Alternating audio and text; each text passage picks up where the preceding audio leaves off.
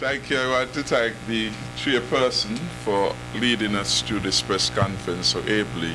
Could we give Mr. Phillip another round of applause? I want to acknowledge the presence of my parliamentary colleagues and the candidates of Team Unity, in particular to recognize the Honorable Sean Richards, who led the opening statement today, and his capacity as an MP and also as a leader of the People's Action Movement. I want to thank all of my colleagues for the support. When in September last we launched Team Unity, we made a pledge and a commitment that we of Team Unity, comprising ourselves in St. Kitts and our colleagues of the CCM in Nevis, we will work humbly and diligently in service of the people of St. Kitts and Nevis. And we have not wavered in that commitment. In fact, the commitment grows stronger each day.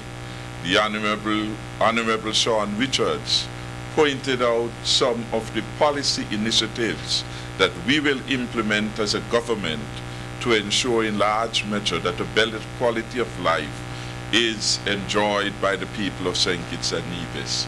The significance of this is that the program and the agenda for prosperity for the people of St. Kitts and Nevis is being, as it were, frustrated by an unconstitutional government.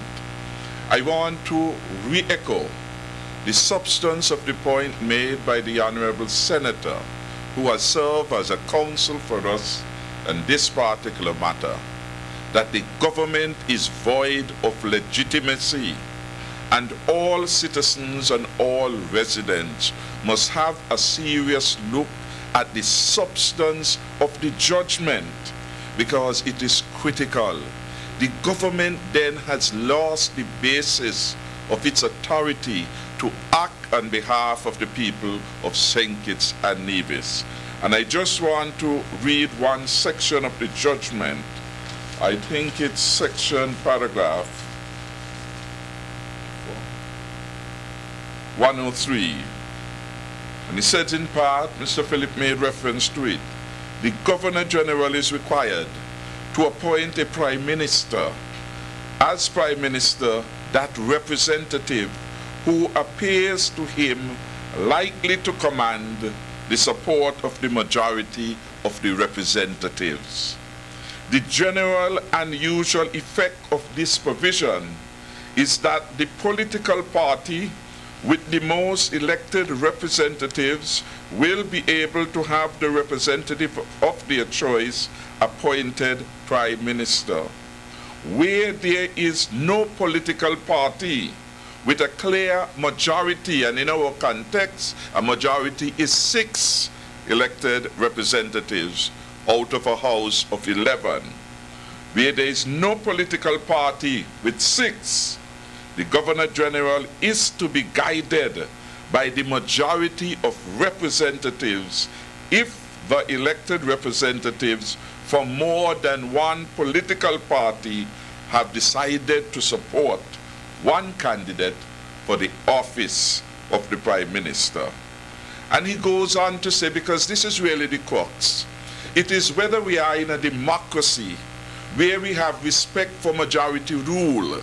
And the judge yesterday told us that the majority rule in a constitutional democracy is in fact vested in the people who elect representatives who exercise that power on their behalf.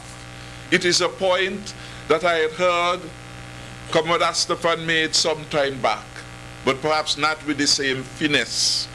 Or having heard him made that point, the power is with the people. And once the people elect who they want to represent them, then it is their representatives who are acting on their behalf. And so when you disrespect the representatives, you are disrespecting the people.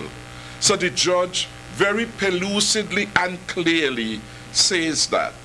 The last part I want to quote from his judgment. This majority concept is therefore fundamental to the structure of government. It is a majority of elected representatives, no matter where they come from, no matter how many parties. Once there is a majority of elected members of the parliament in agreement as to the choice of the prime minister, that is the option that ought to prevail according to the judge. The prime minister then in turn could do all those things which the legislature and the constitution allows him to do. Determine the portfolios, determine the senatorial appointment, etc. But the prime minister is, as it were, answerable to the elected majority. There had been a lot of noise in the political marketplace, ill-informed noise by some of the persons and the Douglas train. It's a wrecked train anyway. But they nonetheless had put forward the point that people ought to resign their position. Well, the judge answered that in his judgment too. The judge, in the words of a layman, and I am a layman, said that is political nonsense. That even as a minister, it was your duty to vote and to, in fact, utilize the right given to you by the parliament, by the people, to be exercised in the parliament in support of the motion of no confidence. So when you hear the joker saying to you, well, Sam should resign, they should know better than to speak that foolishness. It is his constitutional right, and my constitutional right, and Marx Brantley's constitutional right, and Eugene Hamilton's constitutional right, and the Honorable Sean Richards' constitutional right to vote on the motion of no confidence. And we are to exercise our conscience and our intelligence. The biggest traitor is when you betray your conscience. And when each of us as citizens and as residents look at the substance of the motion of no confidence, we see, well, by everything in there, we will admit is true. Everything is true. That the Prime Minister took us into the IMF, no debate in the Parliament, that is true. That the Prime Minister undermined ministerial influence, well, Astafan can speak to that. Sam Kanda can speak to that. Timothy Harris can speak to that. And we could call the person in charge of the consulate in Dubai to ask her if Sam Kanda had approved her appointment as the Minister of Foreign Affairs. Every iota of pleading in the motion stands for truth. And that is why Douglas knew that we could not support it.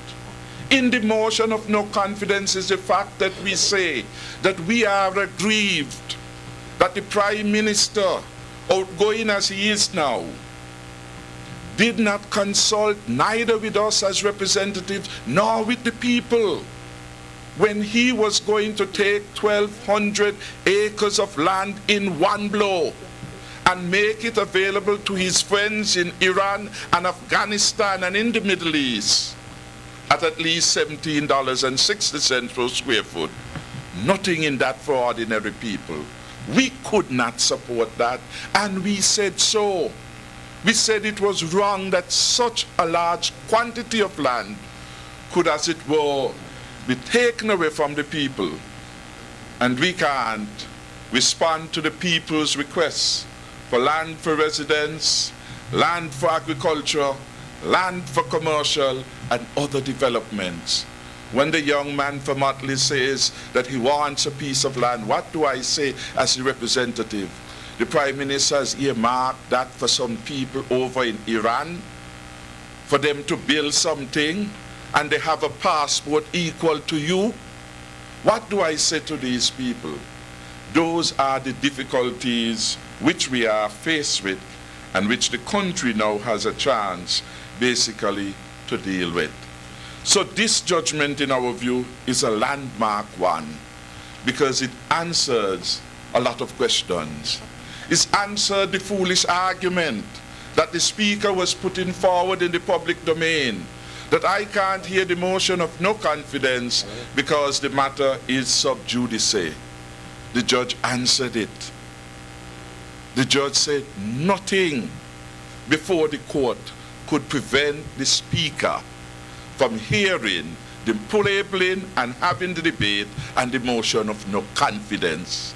There was no prejudice to the rights of anyone. An important finding.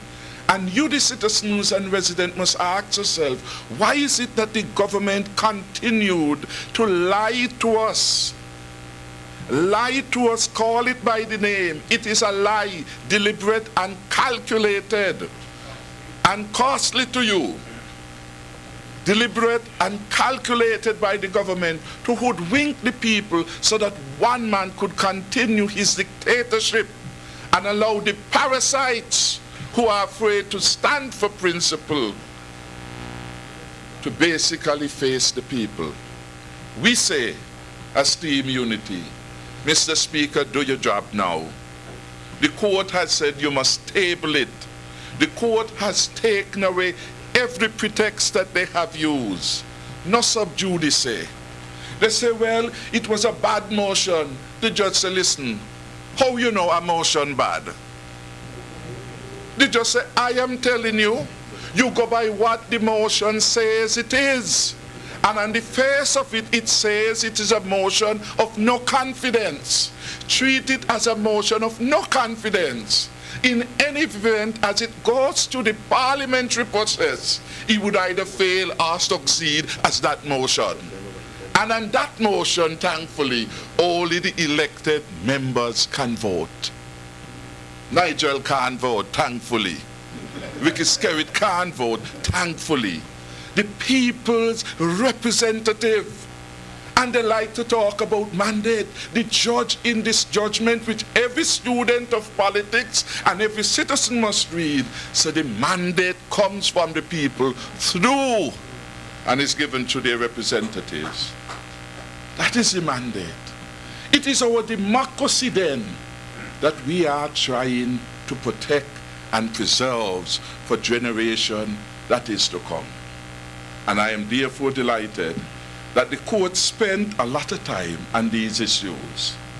And as Mr. Senator said, we are now much more confident that there is no constitutional basis. The right to govern as expressed here in a democracy is a right given by the majority of the elected representatives. And therefore, when we say that it is illegal, a government, it is unconstitutional, Mr. Richards, there is no need to ask us why. The judge sets out in our democracy, or any reporter, the judge sets out how it functions in a constitutional democracy. And he's basically saying, no minority can stand against the majority in a constitutional democracy. I want to end then by saying, for us it was a victory. As Senator Byron said, there were two parts to it. Strike it out, they tell the judge. You all can't inquire in nothing that happened in the parliament. Well, the speaker must be beyond God. Because God, you go to and you pray and you ask God anything. They say you can't challenge the speaker on anything. Well, the judge said, once the speaker does not act in accordance with the Constitution and law, the court will not only inquire, the court will impose other remedies which are available to it in the Constitution, including declarative relief, including injunctive relief, and whatever else is available to it. So a fundamental principle that our great granny told us, which this government, illegitimate as it is, doesn't understand, nobody is above the law in the country. Everyone is subjected to the Constitution. So I am happy for the learnings of the judge on this matter. Want to thank all of us for our patience. We have been a most responsible opposition throughout all this time. Most responsible, taking action in accordance with the Constitution. The judge has spoken. The people's voices must now be heard.